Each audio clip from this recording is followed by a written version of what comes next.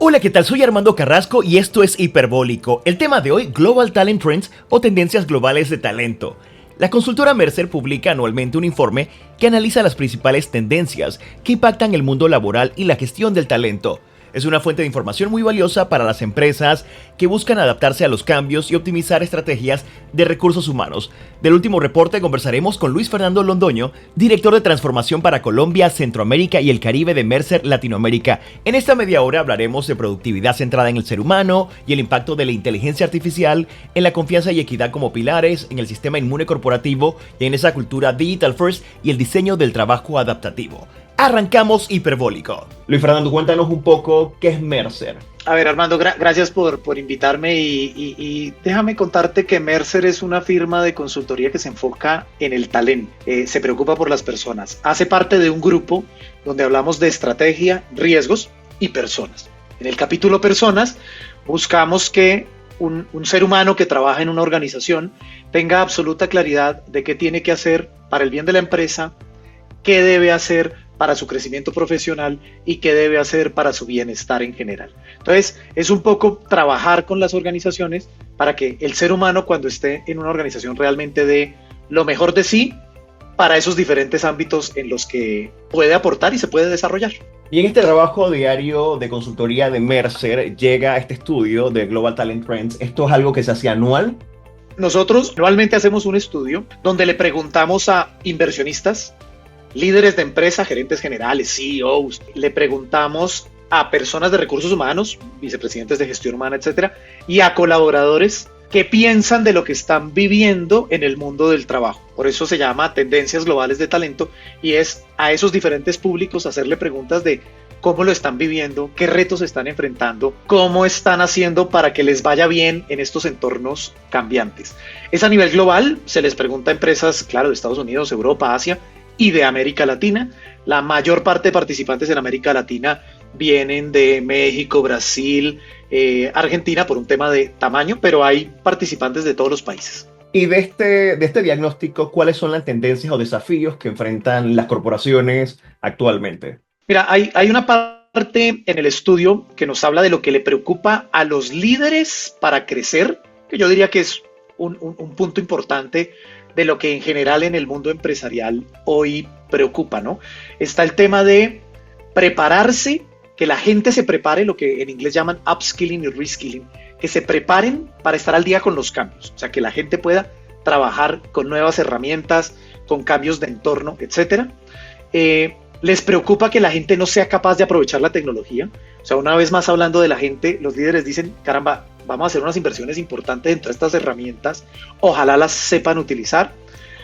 Los cambios regulatorios que son de todos los días, les preocupa tener suficiente flexibilidad para trabajar en ese entorno cambiante. Los cambios geopolíticos, que yo creo que son ya una verdad de apuño de todo lo que todos los días va cambiando. Y por último, los cambios en la demanda de los clientes. Por una noticia en Instagram o una publicación en TikTok, la gente se puede influenciar para dejar de consumir un producto. Entonces, digamos que esos son como los temas que más preocupan. Ahora, en ese contexto, ¿cuáles son las principales tendencias? Que yo creo que ahí ya aterrizaba tu pregunta, es, fíjate, el primero, que podamos buscar mayor productividad con herramientas como la inteligencia artificial. Esa es una gran tendencia. Otra, que de alguna manera haya confianza en las empresas, en que las empresas van a tomar buenas decisiones en un entorno absolutamente incierto. Otra, que las organizaciones sean suficientemente flexibles y ágiles para reaccionar en este entorno y que las personas sean resilientes, o sea, que su bienestar esté cuidado para que puedan enfrentar todos estos, retos que todos los días aparece algo diferente. Y por último, tener una mentalidad digital. Y fíjate que mentalidad digital no es comprar tecnología, es mentalidad digital. Lograr que las soluciones, tanto para los clientes como internamente, sean fáciles de usar. Como son hoy en día todas las apps, para poner cualquier ejemplo, Uber o Airbnb, fíjate que es muy fácil de usar. Porque no es igual de fácil de usar el sistema de gestión humana, el sistema de contabilidad, el sistema de cuentas por cobrar. Esa es un poco la mentalidad digital. Esas son las 4 grandes tendencias que hemos visto, Armando. Y de esa primera parte que me conversaste, Luis Fernando, me hablaste un poco de esa preocupación por mejorar, por estudiar un poco más, generar mayor conocimiento en esas habilidades, ya sea técnicas o blandas. ¿Qué está Ujú. sucediendo actualmente en la región o corporativamente? ¿El ser humano está abierto y tiene esa flexibilidad de aprender o qué está sucediendo ahorita? Mira, el mundo del trabajo per se está cambiando. O sea, el puesto de trabajo que la mayoría de nosotros tenemos hoy en día está evolucionando. Y estoy seguro que en los próximos 5 a 10 años va a ser irreconocible. O sea, va a ser algo totalmente diferente. Ahora, en ese contexto, lo que ocurre es que del puesto de trabajo que tiene que hacer unas actividades, algunas de ellas se automatizarán, algunas de ellas se harán mejor, serán más ricas, serán diferentes con la inteligencia artificial y otras seguirán existiendo tal cual como existen hoy. Entonces, fíjate que lo que va a ocurrir, y si uno hace el análisis, ¿cierto? Lo que va a identificar es que el puesto de trabajo va a evolucionar. El puesto de trabajo de mañana va a ser diferente, va a hacer otras cosas. Y ahí es donde surge y vas a necesitar otras habilidades, skills que llaman en inglés, para poder hacer ese nuevo puesto de trabajo. Muchos de nosotros podremos hacer el tránsito hacia ese nuevo puesto de trabajo aprendiendo algo nuevo. Ahí es donde viene el upskilling y el reskilling. Voy a aprender algo nuevo, voy a aprender algo más y voy a ser capaz de hacer ese puesto. Algunos no podremos. ¿Por qué? Porque no tenemos el potencial, no tenemos la madera, no tenemos la capacidad de aprendizaje para llegar allá. Entonces, tendremos que ver qué nos ponemos a hacer como personas si yo no doy la talla para ese nuevo mundo o qué hace la empresa con estas personas que no van a hacer ese tránsito, pues para buscarles algún otro lugar o alguna otra cosa que hacer en la organización. Entonces, creo que es un tema de, se necesitarán nuevas habilidades, sin duda, pero hay que tener un potencial. Y yo creo que en este entorno del trabajo, cosas como la curiosidad, la capacidad de aprendizaje, la flexibilidad para hacerlo de otra manera cuando las circunstancias lo exijan, yo creo que van a ser muy importantes para el mundo del trabajo que se viene. Ok, voy a hablar de algo que está sobre la mesa, quizás todos los días lo conversamos y lo utilizamos ya. El tema de la inteligencia artificial. Tú acabas de Uh -huh. decir, hay una oportunidad para aprender, para ser flexible, para quizás, es un punto de inflexión para nosotros los profesionales que tenemos más de 20 años en el mercado de poder decidir, ¿sabes qué? Tengo que cambiar y tengo que adaptarme para poder ser útil y estar vigente los próximos 20 años antes de la jubilación o de mi retiro. ¿Qué sucede con la inteligencia artificial y por qué tanto miedo? A ver, yo creo que estamos ante una nueva herramienta y tal vez uno podría fácilmente establecer paralelos de cuando aparecieron las máquinas de vapor, las máquinas eléctricas, los mismos computadores personales y hoy más cercanos hasta los celulares inteligentes. Digo, con toda esta tecnología ahí metida, los apps y todas estas cosas. Es una nueva herramienta. Como tal, tenemos que aprender a usarla. Yo creo que, claro, una primera fuente de temor es algo nuevo, no sé cómo se usa, no sé qué hacer con eso. Entonces, digamos que eso, por descontado, el desconocer, pues te genera ansiedad. Ahora, esto se vence con curiosidad. Tenemos que entender esto qué es. En lo más simple, la inteligencia artificial de la que tanto se habla, los modelos de grandes modelos de lenguaje, son modelos predictivos que estadísticamente te dicen qué palabra sigue. Por ejemplo, yo digo, yo quiero mucho a mí, y por el contexto y por quién soy, por lo que sabe de mí, dice, yo quiero mucho a mi mamá, yo quiero mucho a mi hija, yo quiero mucho a mi esposa. Entonces, es un modelo predictivo. Ahora, uno lo ve es como una persona que te está hablando.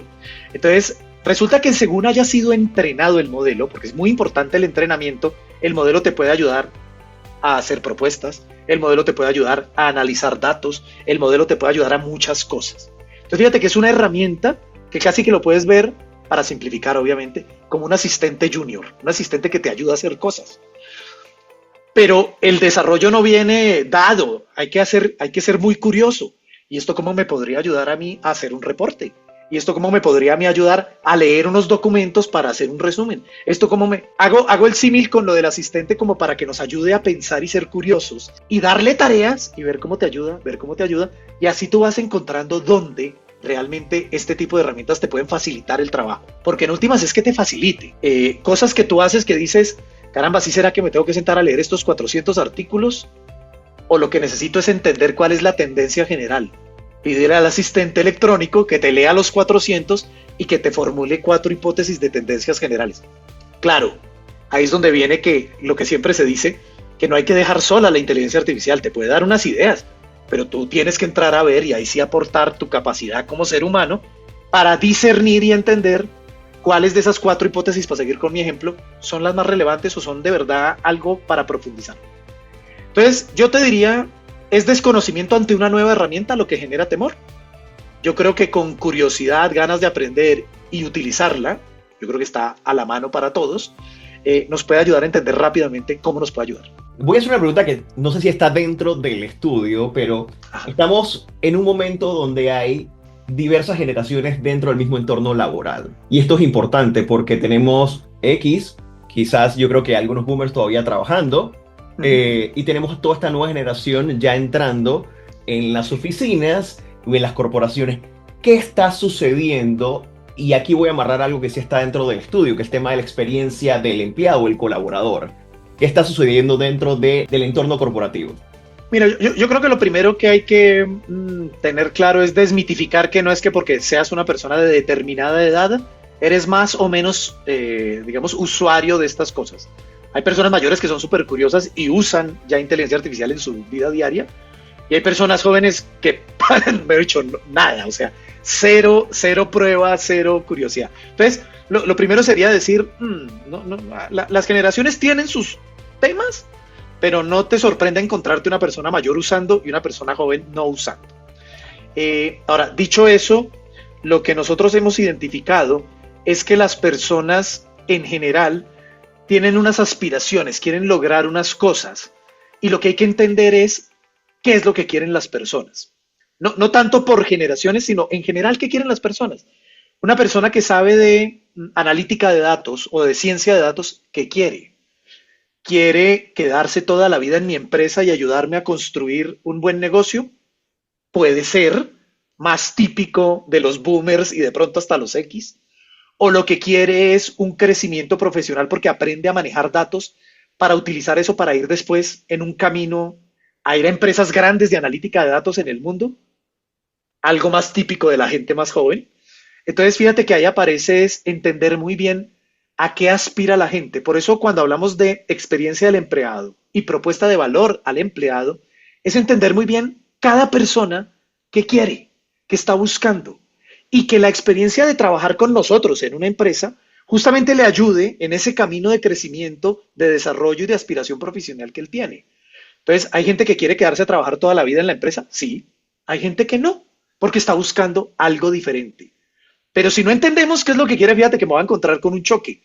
Yo lo único que ofrezco es trabajo para toda la vida, pero el amigo no quiere. Y entonces no logro atraer ese talento. Y la clave está ahí. Yo lo que necesito es una persona con un determinado talento para que me ayude en un proyecto, en un análisis, en el lanzamiento de un producto.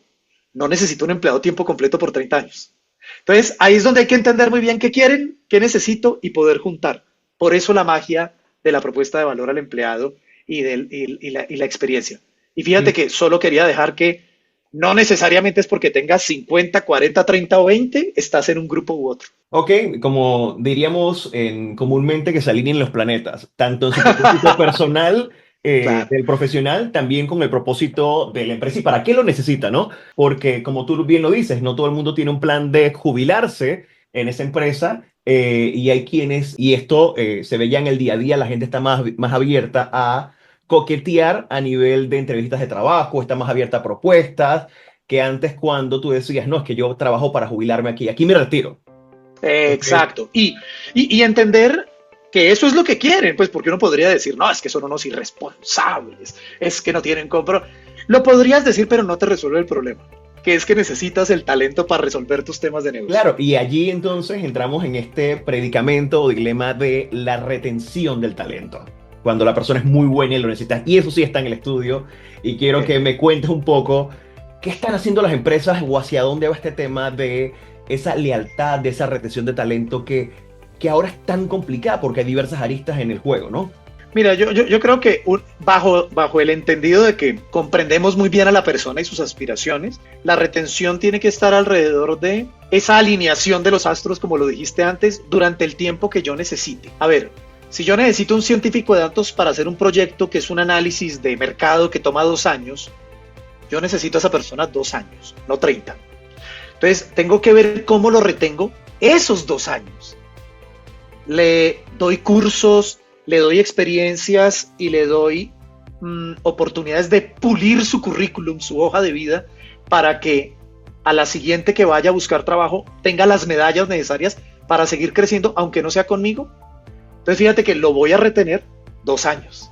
Le voy a dar lo que él aspira a tener en estos 2 años y yo recibo lo que yo necesito en 2 años. O a mayor plazo, pongo el caso extremo pues de un científico de datos que yo creo que muchos han tenido ese reto y resuena lo que estoy diciendo, pero en realidad se trata de entender muy bien la persona a qué aspira. Ojo, puede haber alguien que aspira a ser el mejor técnico de mantenimiento de tubería y yo soy el mejor del mundo en eso, o uno de los mejores del mundo en eso, que se quede conmigo para toda la vida. ¿Qué tengo que hacer para que una persona se quede conmigo 30 años aprendiendo y compartiendo su conocimiento? Le tengo que dar estímulos para que participe en foros mundiales siendo ponente de la mejor tecnología de limpieza de tubos.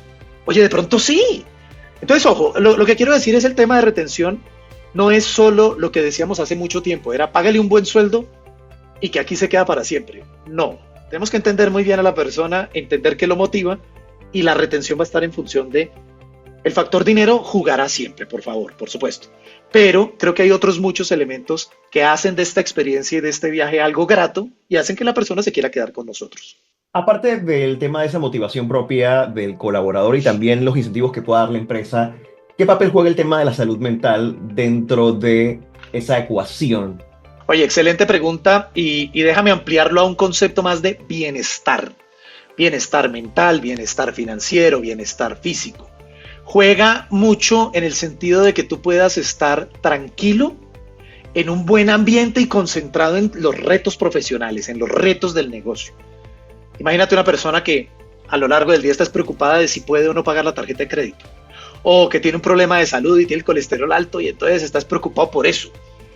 Me explico, o sea, hay una serie de elementos que te pueden distraer, que pueden hacer que tu vida no sea grata, y que realmente dificultan que seas una persona que aporte tanto en lo profesional como en lo personal, si hablas de tu familia y de otros entornos en los que tú te muevas. Entonces, es muy importante para que la persona se sienta bien y tranquila, y una vez más, pues le dedique el tiempo que le tenga que dedicar y el esfuerzo mental que le tenga que dedicar al reto del negocio, que ya vienen bien simpáticos, como decíamos antes, que no a una persona preocupada, pues una vez más por temas de plata o de otras cosas. Entonces, sí es muy importante el bienestar desde esas perspectivas. Incluso cuando en una organización eso se trabaja, la gente se siente bien, se siente a gusto. Cuando se va a otra empresa de pronto por $100, $500 más, pero el ambiente es terrible, nadie se preocupa por ellos, nadie está pendiente de sus temas financieros, de salud y demás. Oye, de pronto uno dice, uy, me hubiera quedado allá, ¿yo qué hago aquí? Esto es terrible. Entonces, se convierte en parte de la propuesta de valor, pero no es el elemento. O sea, yo creo que ningún elemento es el principal. Yo creo que son todos al unísono. Pero sí, lo que buscamos, lo que uno buscaría es que la persona esté tranquila y no esté preocupada por todos estos temas, ¿no? Totalmente. Y de ahí nos vamos a otro elemento que sé que pesa muchísimo, que es el tema de la equidad salarial. El tema, Ajá. qué tanto pesa para tomar una decisión, ya sea de quedarnos o de aceptar un empleo, el tema del dinero. Sí, mira, a ver, el dinero siempre juega y yo creo que hay una gran neurona que todos tienen desarrollada que conecta el bolsillo con el cerebro, que los lleva siempre a tomar decisiones. Pero, a ver, yo diría, hay que ser competitivo, eso es lo primero. O sea, por lo que una persona está haciendo por mi empresa, yo le debo pagar algo razonable en competencia con los otros. Es decir, que pues si yo pago la mitad que los demás, está clarísimo y seguro que la gente se va a ir. O sea, pum. Pero mientras yo sea competitivo, los otros factores empiezan a jugar. La equidad es un tema más interno. Y es que a mayor trabajo o a mayor responsabilidad o a mayor aporte, pues yo pago más. Entonces, la cuestión es, diferencias va a haber. Lo importante es que yo las pueda explicar. Porque si el colega gana más que yo, pero no hay ninguna razonabilidad de por qué gana más que yo, pues me voy a sentir inconforme y me voy a ir. Pero si me explican, no, hombre, es que este lleva 30 años aquí, es la luminaria del país en ese tema, y usted acaba de llegar, compadre, pues por eso es que él gana más. Hombre, hay una clara explicación, ¿no? Entonces, yo creo que las diferencias se deben poder explicar, y una vez explicadas, el concepto de equidad se habilita, que es diferente de competitividad, como lo dije antes. Si tú pagas menos que los demás, mira, van a irse. Que también puede ser tu estrategia, ojo, tampoco es que esté mal. De pronto, lo mío es un trabajo muy simple, donde no necesito mayor especialidad y cualquiera lo puede hacer. Si se va alguien, no pasa nada. Quiero poner el ejemplo donde hay empresas que eso pues es parte de su negocio. Entonces la gente rota y no pasa nada. Pero son temas a mirar, competitividad y equidad. Sí, las empresas tienen que mirar internamente hacia dónde quieren ir ellas mismas Claro, y también la persona, el colaborador, el profesional tiene que verse también, tiene que analizar hacia dónde quiere ir o hacia dónde eso es. quiere llevar ese camino o ese propósito profesional. Cuando hablamos de diseño de carrera hay otras cosas que hay en el sistema que son importantísimas. Hablaste de mentalidad digital y eso es importantísimo porque ahorita estamos corriendo contra esa tecnología que cambia día a día, que tenemos que aprender. Para los que tenemos ya, estamos en 20 años en el mercado, nos ha tocado pasar de la máquina de escribir a la computadora, al internet, y nos ha sido, yo digo que la adaptación ha sido fácil o ha sido orgánica, por así decirlo, pero definitivamente hay muchos cambios a nivel de métodos, procesos, otras cosas. Esa mentalidad digital, ¿qué implica, Luis Fernando? Yo creo que tiene que ver mucho con que usemos la tecnología de la mejor manera para hacernos la vida más grata y más sencilla. Yo creo que muchos han visto ejemplos de que lo que se hace es automatizar el proceso que uno tiene o el desorden que uno tiene. Entonces, lo que teníamos era horrible, pero ahora quedó plasmado en una herramienta tecnológica, pues peor, porque ahora eso se va a mantener para siempre. Yo creo que se trata de entender muy bien cómo la tecnología nos puede ayudar a hacer las cosas diferente. No pensar tanto en una herramienta para automatizar lo que tengo, sino de entrada pensar en cómo lo hago diferente y luego miro qué herramienta tecnológica me lo habilita. Es pensar más en el usuario, en el cliente, en el colaborador, en el que está en los despachos de la bodega, en el que programa la producción en la planta. Todos nosotros haciendo el trabajo, ¿cómo nos lo pueden hacer mucho más simple, más sencillo? ¿Cómo puede ser tan simple como usar las apps que hoy tenemos a mano para muchas de las soluciones y muchos de los servicios que nos prestan para tomar un taxi, para reservar un hotel, para incluso hasta interactuar con el banco, fíjate? Entonces, si estas compañías nos lo han hecho fácil, ¿por qué nosotros no se lo hacemos fácil a los colaboradores? Entonces, cuando tú piensas de esa manera, casi que le deberías dedicar el 90% del tiempo a pensar cómo va a ser el nuevo proceso, cómo la persona va a interactuar con esto más fácil, cómo le vamos a facilitar la vida, y le dedicas 10% del tiempo a pensar en qué herramienta te hace eso. Hoy en día las empresas le dedican 90% del tiempo a seleccionar la herramienta, a hacer unos concursos, a traer los diferentes vendors a nivel global, y solo 10% a pensar en cómo esto le puede hacer la vida más fácil a la gente. Y ahí tenemos lo que tenemos y en muchos casos la experiencia no es la mejor. Totalmente, nos quedamos en esa tarea, en ese día a día, en ese apagafuegos, cuando también el tema de ser estratégicos, tener una mayor visión, poder optimizar procesos, poder mirar con luces largas, también nos permite un poco ver cómo nos ayudamos, porque nos quedamos quizás mucho tiempo haciendo una tarea cuando pudiésemos optar por alguna tecnología, algún software, algo que la haga mucho más sencilla, más rápida en este mundo que también corre a esa velocidad de la luz, por así decirlo. Quiero preguntarte sobre Latinoamérica en todo este diagnóstico del estudio de Mercer. ¿Cómo sale en nuestra región versus el resto del mundo? Mira, son tendencias que igual están ocurriendo. Digamos, normalmente uno decía en América Latina hacemos lo mismo de los demás 15 años después. Pero la verdad es que como estos son herramientas tecnológicas que al vuelo, en el momento, ya las puedes usar, ya aparecen startups que te traen la solución. Lo último en Alemania, lo último en España, lo último en Estados Unidos ya está disponible aquí. Pues la verdad es que se ha acelerado mucho ese proceso de convergencia a estar expuesto a estas cosas. Lo que uno empieza a ver es organizaciones que ya lo están usando muy avanzadas, digo inteligencia artificial, pero en general cambiar su forma de trabajar y hacer otras cosas. Yo te diría que ha habido industrias que llevan un camino recorrido más largo porque se vieron expuestos a presiones competitivas desde antes. Los fintechs hicieron que los bancos desde hace años estén en temas de transformación digital y de cambiar. Pero rápidamente aparecieron los insurtechs, entonces las aseguradoras en las mismas. Los retailers con todos estos temas de analítica de datos y la competencia digital de los Amazons, Mercado Libres y demás de este mundo también. Entonces yo te diría, esto se ha acelerado y todos estamos expuestos a esto. Ya hoy en día yo te diría en América Latina, o estás experimentando y pensando en cómo va a evolucionar tu trabajo, o te estás quedando atrás a pasos agigantados. Bien sea con tu competidor de plaza, o con un competidor brasilero, mexicano, o de donde sea, que mañana rápidamente va a venir a competir contigo en este nuevo entorno y con estas nuevas capacidades. Entonces yo te diría, sí, en general siempre íbamos un poquito atrás, Creo que ahora vamos a tener que hacer un catch-up mucho más rápido para poder seguir siendo competitivos. Para hacer un resumen, una reflexión final, Luis Fernando, de la importancia de este estudio para las empresas y también para quienes formamos parte de esa fuerza laboral que está también corriendo por encima de estos cambios y tendencias, ¿cuál sería tu comentario para cerrar?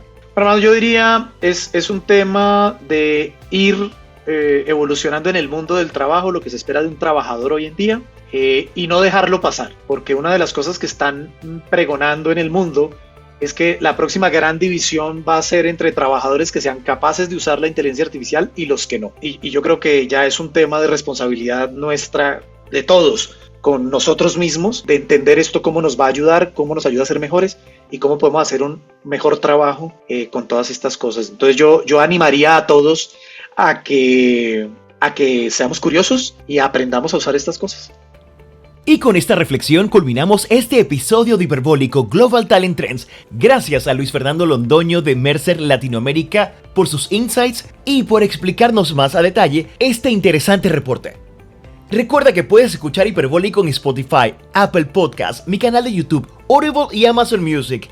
Armando Carrasco se despide y nos escuchamos muy pronto.